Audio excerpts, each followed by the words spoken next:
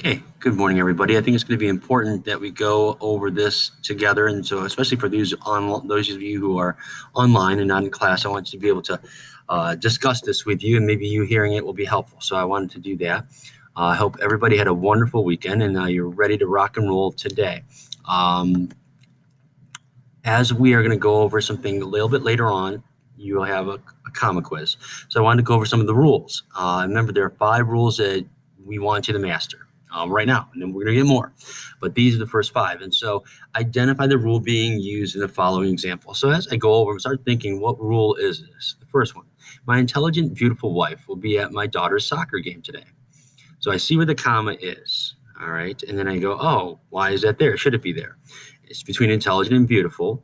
Both of those are modifying the noun wife. So when you have 2 adjectives modifying the same noun, you put a comma between the 2. Best way to understand if they are really doing that, modifying the same noun, you do the following. You put and where the comma should be. So my intelligent and beautiful wife will be at my daughter's soccer game today. That makes sense. Therefore, a comma goes there. Number 2, still, Emily couldn't wait for Halloween. Look, comma. Oh, there's an introductory word. So introductory words or phrases, you can put a comma after. This one, you have that sort of transition. Still, Emily couldn't wait for Halloween. It's almost a natural pause there. So you have your comma goes after still, that one. Number 3, even though we have dealt with a lot of adversity due to COVID, the students at Ashland High School are still working diligently.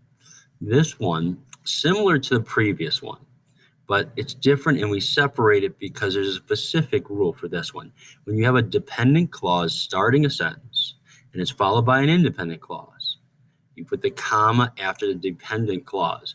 So even though we have dealt with a lot of adversity due to COVID, now it's not a complete thought. You have a subject, you have a predicate, but it's not a complete thought. So therefore it's a dependent clause. So you put a comma there. And then the students at Ashland High School are still working diligently. You have your independent clause. So that's why there's a comma there. If that dependent clause would follow that, you do not need the comma. Okay, so if I changed it around to the students at Ashland High School are still working diligently, even though we have dealt with a lot of adversity due to COVID, there would be no comma there because the dependent clause is after the independent clause. All right. Next example, on Saturday, Mr. Marquardt's family drove to Worcester, went to Operation Fandom, went to Hirschberger's farm in Berlin, Ohio, and got milkshakes at Gurn Heights Drive-In on the way home. On this one, we have a lot going on here. Okay, so you look, there are various comma rules here. First, on Saturday, that's that introductory prepositional phrase. Okay, so we have on Saturday, comma, Mr. Marquardt's family drove to Worcester, went to Operation Fandom, went to Hirschberger's farm in Berlin, Ohio, and got milkshakes at the Gurn Heights Drive-In on the way home. We have those items in a series on that. That's why you have your commas, and you have your, and I'm going to look at this. Now we have Berlin, Ohio, first of all, city, state. That's a natural one. We're sort of just saying we think you know this already, so we're not even going to use that. But that's one you should know, okay? But then we have our Oxford comma there, but for the comma before the coordinated conjunction, which is combining this last item in the series, okay? So keep that in mind. And we are focusing on using the Oxford comma this year, all right? Then finally, the Cleveland Indians have been playing much better lately, and they will begin the playoffs this week.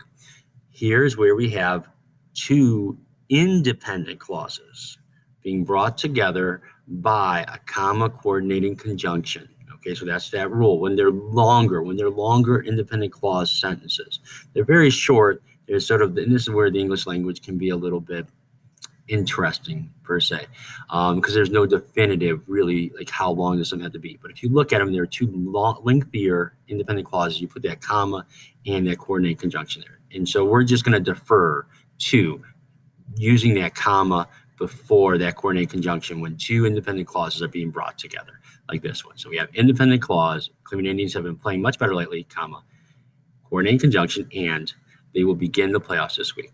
All right. So those are your comma rules. Keep those in mind. There will be a quiz later today that you'll take, and I'll talk about that later.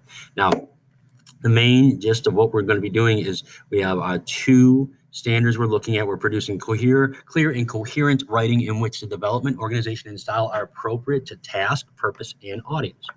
We're also going to develop and strengthen writing as needed by planning, revising, editing, rewriting, maybe trying to talk better, or trying a new approach, focusing on addressing what is most significant for a specific purpose and audience. So we're looking at writing.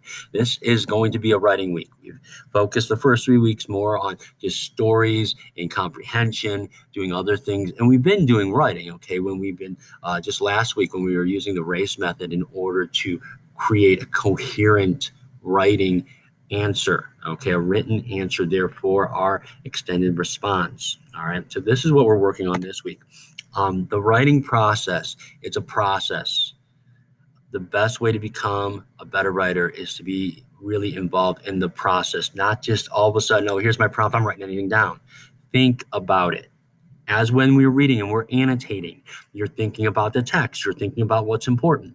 Here, you're thinking about what you're writing, what is important as I am writing this. All right, it's important to at least understand this process and then be a part of it, really take place with it. The first part of this writing process is brainstorming. Good writing just doesn't come from just following a set of directions. You use your imagination, and I don't think you realize this. Even when you're writing something that's maybe just factual, you're still putting it together with your mind, with your imagination, and you're coming up with these ideas. You're trying to engage yourself and your reader with these ideas. Every writer is occasionally at a loss for words. That's where brainstorming can be helpful. You start putting something down, anything down, and sometimes all of a sudden some magic happens because something that you really like just pops up like, oh yeah, I can use this, okay?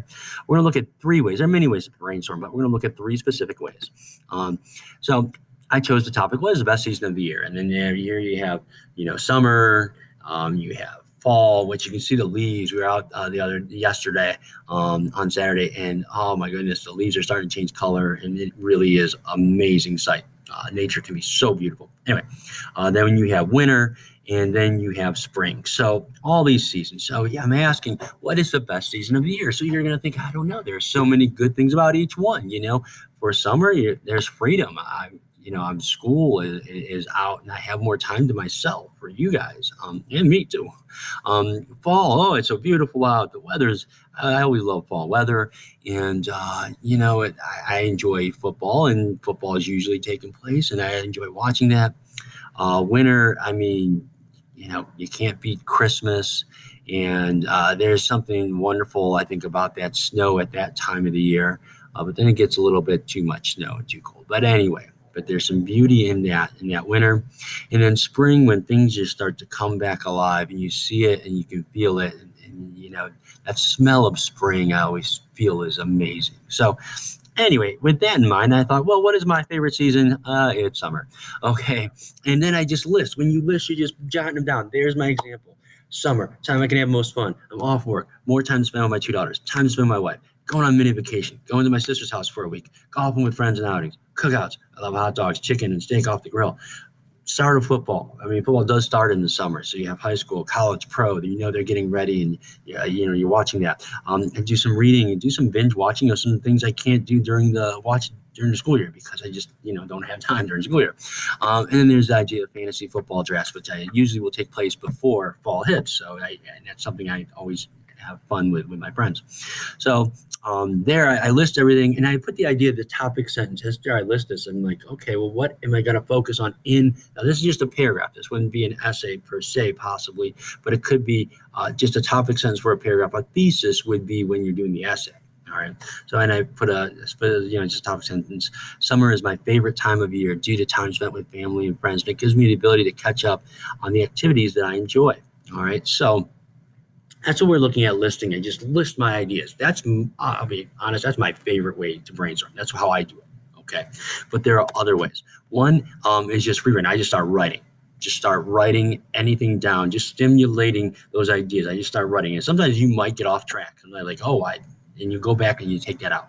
So you start writing, and sometimes it can seem rambling, but then you go back in and say, oh, what do I like from this? What is this? What's good? Now, keep in mind that this is not your final product, okay? When you do the free write, that means that, okay, my idea is there, but now I need to go and change some things, okay, on that. Okay, so keep that in mind.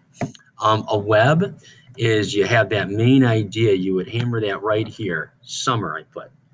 And then I could put something like friends over here. I could also do an offshoot like golfing with friends, cookouts with friends.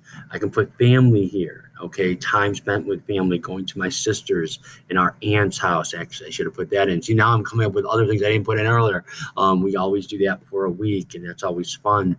Just spending time hanging out. Okay, so I start putting different things. Oh, time for myself. So I'll do some more reading, and I'll binge watch some shows I haven't watched, and just relax a little bit doing that. So I would put that in. You know what? I also really enjoy. It's really odd. I sort of enjoy cutting the grass and taking care of our lawn. So maybe I'd put that in. And now I'm in this writing process. I'm starting to come up with different things, and that's the beauty of the writing process. You start thinking, oh wait, I can add this. This goes in. This ties in. That's when you know you're being successful. All right. After you've done the brainstorming, then you're ready to write. Your brain is focused on this task at hand, and now you're set up for success. So, what you will be doing is you're going to be writing a paragraph. So, remember that all paragraphs have a topic sentence, supporting details that relate to that topic sentence, and a concluding sentence. So, remember your paragraph's not one sentence. Okay, you're going to have multiple sentences, and they all come together. Topic sentence, I support that topic sentence, and then I lead it all the way down, and I conclude everything up. Okay, I wrap it all up in a nice little bow with my concluding sentence. The next class we will be diving into the world of essay writing. Okay, so keep that in mind. And for writing an essay, brainstorming in the writing process is essential in setting any writer up for success. So that's where we're heading. So we gotta look towards that future and what we're going to be doing. And as you can tell, look at the comma uses. Okay, using those correctly. That's going to be one of the focus on your writing tasks coming up. I'm going to say, okay, these 5 comma rules, you need to use them. Now we're going to get to things to finish up for today. So there is an Edulastic comic quiz number 2. You may use your notes. Remember, you took comic quiz 1. You have now comic quiz 2. I'm taking the best score. So if you got 11 on the first one and 15 on the second one, you get a 15. If you got 14 on the first one and 11 on the second one, you get 14. So keep that in mind. When you're done with that, there's a brainstorming exercises. Those of you in class, I have one on a hard copy that you'll do. And those of you at home, I'm going to put one up that you can look at that you can do online. Hopefully, I'm going to try and figure that out. And then you'll write your essay. You'll write a paragraph after the brainstorming exercises. Keep that in mind. Also, make sure you're checking progress book and you're going to hand in any of your missing assignments you might have. Email those to me. Email that you have done, anything that I've already graded. Send me an email or something through Canvas saying, oh, Mr. Marquardt, I finished this. So I can go back and update it because I might miss it if I've already gone through and graded it. Sometimes I can't. All right. Appreciate it. If you have any questions, please contact me and I'll be happy to help out.